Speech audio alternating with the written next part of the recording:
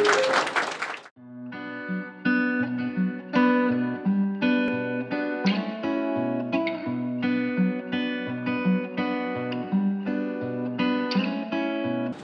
वो बोलती हूँ कि कांग्रेस पार्टी के अलावा अपने पास विकल्प नहीं, एक पहले तो एक देश की जोड़ है जो अपने को जुड़ना है एंड कांग्रेस से जुड़ना है।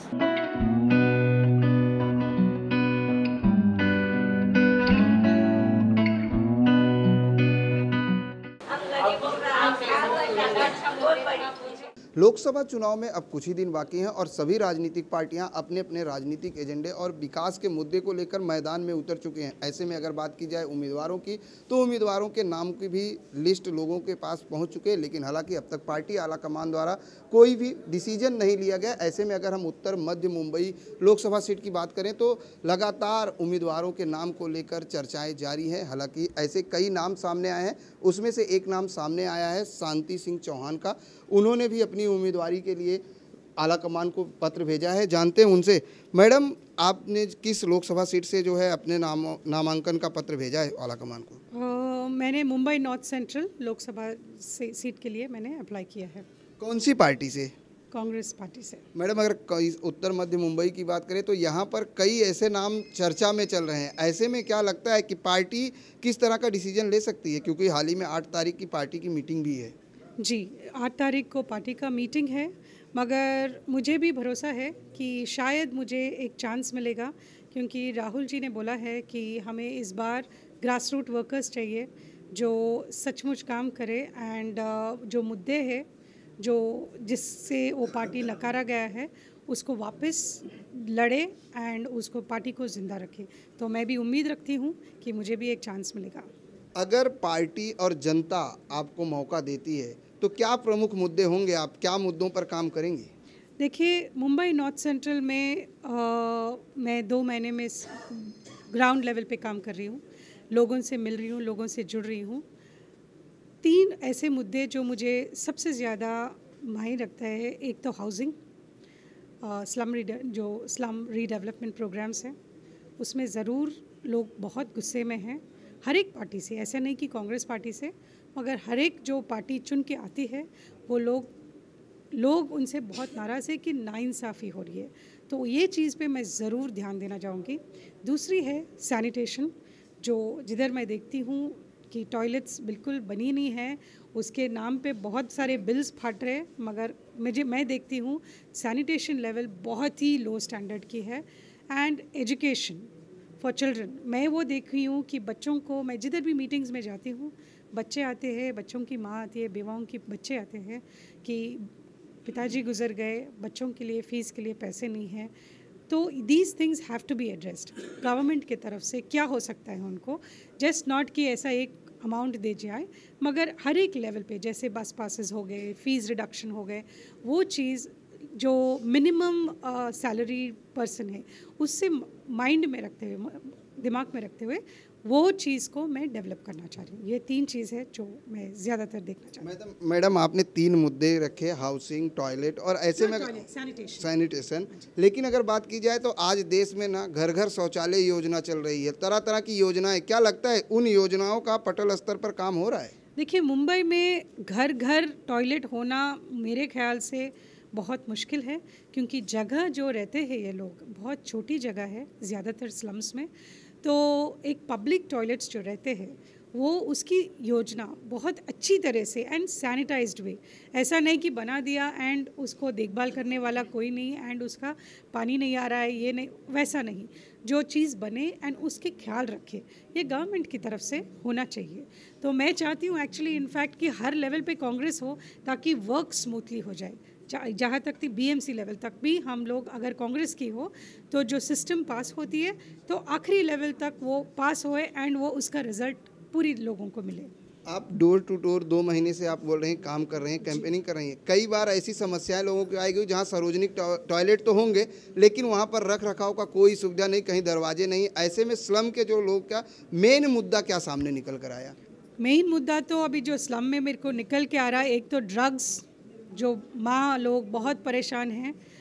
दूसरी एम्प्लॉयमेंट, जो जवान बच्चे हैं उन लोगों को कोई बेरोज़गार है। एंड तीसरी स्लम रीडेवलपमेंट। ये 3 चीज़ मुझे बहुत निकल के आ रहा है कि ये these are the things that these people are facing. इसको एड्रेस करना, जो भी गवर्नमेंट, जो भी नेता है, ये 3 चीज़ों को ज़रूर नोटिस करना चाहिए एंड एड्रेस करना चाहिए। ऐसा नहीं कि इस मुद्दे पे लड़े एंड उसको नज़रअंदाज करें। जिस तरीके से पार्टी के राष्ट्रीय अध्यक्ष राहुल गांधी जी ने कहा है कि अगर कांग्रेस सरकार आती है तो लोगों को 500 स्क्वायर फीट का घर यानी 1 BHK मिलेगा, क्या उस पर वर्कआउट होगा? अगर वो कह दिए तो कर देंगे, क्योंकि फार्मर लोन भी वो माफ़ करे। जब 10 दिन का टाइम लिए तो 2 दिन में कर दिए, तो ये भी होएगा। बिल्कुल कह दिए हैं तो करेंगे ऐसे ही। लेकिन भारत नगर के लोग पिछले कई सालों से अपनी मूलभूत सुविधाओं से लगातार जूझ रहे हैं, उनकी सुध-बुध को लेकर, और किस तरह से, क्योंकि चुनाव जब नज़दीक आता है तो सभी राजनीतिक दल तरह तरह के वादे करते हैं, लेकिन एक्चुअल में जनता क्या चाहती है, जनता से जानेंगे। जावेद भाई, किस तरह का उम्मीदवार चाहिए? उम्मीदवार तो देखिए इस तरह का चाहिए कि जो ईमानदारी से काम करे और किसी के प्रेशर में काम ना करे, सबसे पहली चीज़। क्योंकि अक्सर लोग जीतने के बाद एक ही बात होती है कि ऊपर से प्रेशर आया है। वो कैंडिडेट में वो दम होना चाहिए कि ऊपर के प्रेशर को झेल सके और उनके खिलाफ बात कर सके और पब्लिक के हित में काम करे। और दूसरी चीज़ है कि कैंडिडेट में ये होना चाहिए कि पब्लिक से वो टच होकर उनकी समस्या को समझे और उनके लिए टाइम निकाले। जैसे इस तरह से पहले के जो MP प्रिया दत्त, कृपा शंकर जैसे लोगों को लोगों ने बहुमत से जिताया, उनके पास कभी जनता के लिए टाइम नहीं था।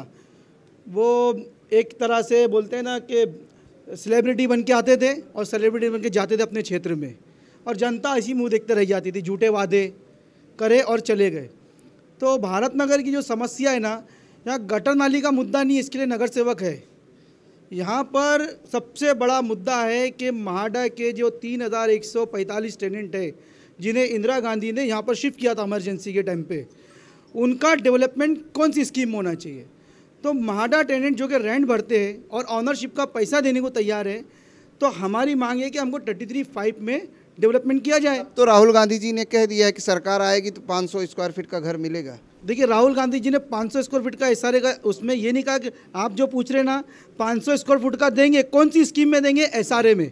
देखिए, उन्होंने कहा कि SRA में हम 500 का रूम देंगे, जबकि मैं जानता हूं कि राहुल गांधी जी को SRA की पूरी नॉलेज नहीं है। वो पृथ्वीराज चौहान या अशोक चौहान ने बोला गया था तो वो उन्होंने कहा, लेकिन 500 स्क्वायर फुट का जो SRA में देने बोल रहे ना, तो हम SRA के खिलाफ है।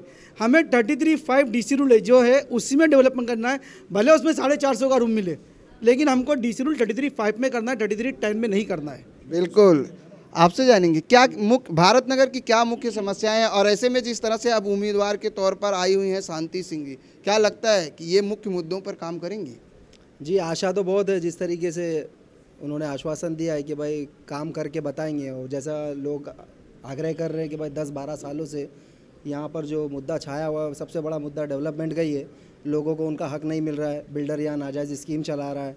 तो जिस कोशिश में लोग लगे हुए हैं, उनको एक ऐसा उम्मीदवार चाहिए जो उनके शाना बशाना खड़े रहे और उनकी जो प्रॉब्लम्स है, जो उनको उनका हक मिलना चाहिए, उसके लिए वो कोशिश करे।